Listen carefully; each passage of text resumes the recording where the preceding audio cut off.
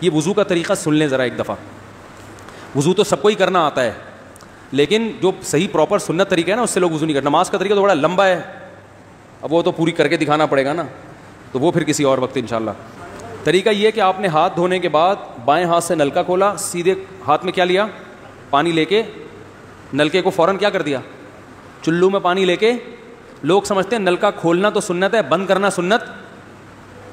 ارے بولو نا یار, نہیں ہے. تو کلی تو سیدھے ہاتھ سے کرنی ہے نا, تو الٹے ہاتھ سے آپ کیا کر دیں گے, نلکا بند. کیونکہ نبی صلی اللہ علیہ وسلم جب لوٹے سے پانی نکالتے تھے تو چلو میں پانی لے کے لوٹے کو سیدھا کر دیتے تھے. یہ نہیں کرتے تھے کہ لوٹے سے لوٹا اسی کیفیت میں اور پانی بہتا چلا جا رہا ہے. تو آپ نے نلکے کو لیفٹ ہاتھ سے کھولا اور چلو میں پانی لیا اور فوراً نلکے کو کیا کر دیا, یہ لیا آپ نے, منہ میں کلی کی, مسواک کی, مسواک نہیں ہے تو انگلی سے دانت صاف کیے, غرارہ بھی کیا اگر روزہ نہیں ہے, ٹھیک ہے. پھر نلکا کھولا, پھر بند کیا, پھر کلی, اس طرح. پھر نلکا کھول کے دائیں ہاتھ میں پانی لیا, ناک میں نرم حصے تک پانی پہنچا کے اچھی طرح ناک کو صاف. اور نلکا پہلے وہ ویسے ہی بند ہو چکا ہے, اب ناک کو اچھی طرح صاف کریں سامنے والے کا خیال کر کے. تو چھوٹی انگلی سے اچھی طرح ناک کو صاف کیا, اس کی رطوبتیں نکالی, ٹھیک ہے. پھر نلکا کھولا, دوبارہ پانی لیا, پھر اسی طرح ناک میں بولو بھائی ڈالا, اور نلکا اسی وقت جب چلو میں پانی بھر گیا نلکا اسی وقت کیا کر دیا. اللہ نے 2 ہاتھ اسی لیے دیے ہیں کہ اس سے نلکا بند کیا جائے اور اس سے کیا کیا جائے, کھولا جائے. تو پھر یوں کیا, پھر 3 دفعہ. 6 چلو پانی خرچ ہوا نا, چلو اس کو کہتے ہیں, 6 چلو پانی خرچ ہو گیا. پھر آپ نے کیا کیا, نلکا کھولا لیفٹ ہاتھ سے. جو اصل طریقہ ہے وہ تو یہ ہے, سیدھے ہاتھ میں پانی لے کے نلکا بند کیا اور سیدھے ہاتھ سے پانی پیشانی پہ ڈال کے دونوں ہاتھوں سے پھیلا لیا. 3 دفعہ اس طرح کیا. تو یہ عمل کتنی دفعہ کیا, نلکا ہر دفعہ میں بند ہو رہا ہے.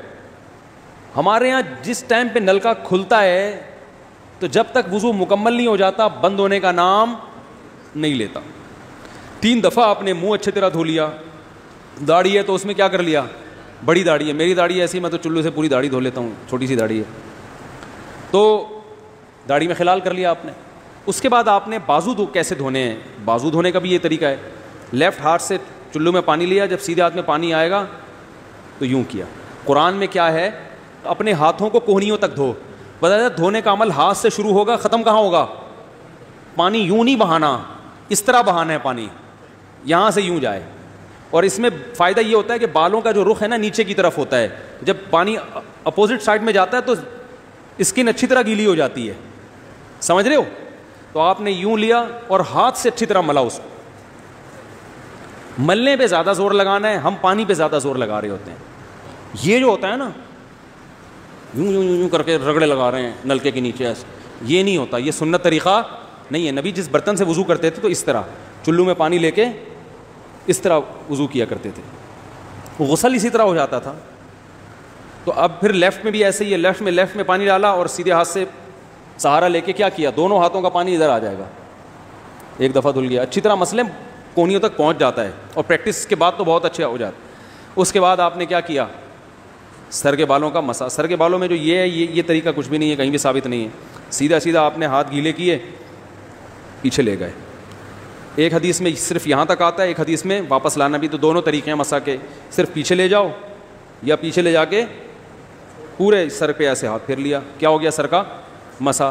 پھر انگلیوں کا, وہ کانوں کا, الاذنان من الراس, حدیث میں آتا ہے کان کس میں سے ہیں, سر میں سے. کیا مطلب, اس کے لیے نیا پانی لینے کی ضرورت نہیں ہے.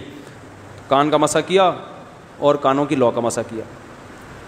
گردن کا مسا بہت اختلاف ہے اس میں. احناف کے ہاں سنت, احناف بھی نہیں کہتے, افضل ہے, بہتر ہے. سنت کے لیے جتنی مضبوط دلیل ہونی چاہیے وہ گردن کے مسا پہ نہیں ہے, اس لیے احناف کا بھی فتویٰ یہی ہے کہ بہتر ہے کر لو, سنت نہیں, زیادہ زیادہ اس کو مستحب کہا جائے گا. تو گردن کا مسا کر لیں تو بھی ٹھیک ہے, نہیں کریں بولو بھائی ٹھیک ہے. لیکن یہ جو یہاں کا مسا نہیں ہوتا, بعض لوگ پوری گردن کو یوں کر کے لا رہے ہوتے ہیں, ایسا نہیں ہے. تو گردن کا مسا یہ جو یہاں سے کیا جاتا ہے, یہ پچھلے جانب سے ہمارے حضرت اس کے قائل نہیں تھے, وہ کہتے تھے مسا جہاں بھی شریعت میں ملتا ہے یہاں سے ملتا ہے. تو ان کی رائے یہی تھی کہ اگر گردن کا مسا کرنا ہے تو گدی, گردن نہیں گدی کا مسا وہ یہاں سے کر لے. لیکن یہ کوئی نہ سنت مؤکدہ ہے نہ کوئی زیادہ تاکید ہے اس کی, کوئی کرے ٹھیک ہے, نہیں کرے تو بھی ٹھیک ہے. اس کے بعد آپ نے پاؤں دھونا ہے. تو پاؤں میں بھی یہ کہ قرآن نے کیا کہا کہ الل کعبین, انگلیوں سے شروع ہوگا اور ٹخنوں تک پانی جائے گا, تو انگلیاں رکھیں نلکے کے نیچے اور لیفٹ ہاتھ سے اس کو اچھی طرح کیا کریں, دھوئیں اور انگلیوں کا خلال بھی کریں, تو بہت چند سیکنڈ میں ہو جاتا ہے یہ کام.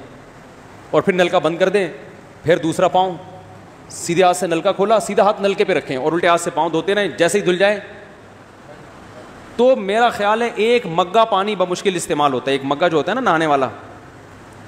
لیکن آج اگر جو لوگ وضو کر رہے ہیں نا, ان کا پانی اگر آپ دیکھ لو تو بالٹیوں کی بالٹیاں خرچ کر رہے ہوتے ہیں, اور معذرت کے ساتھ کمبختوں کا وضو پھر بھی نہیں ہوتا, پھر بھی ان کو شک ہوتا ہے کہیں کوئی جگہ خشک نہ رہ گئی ہو.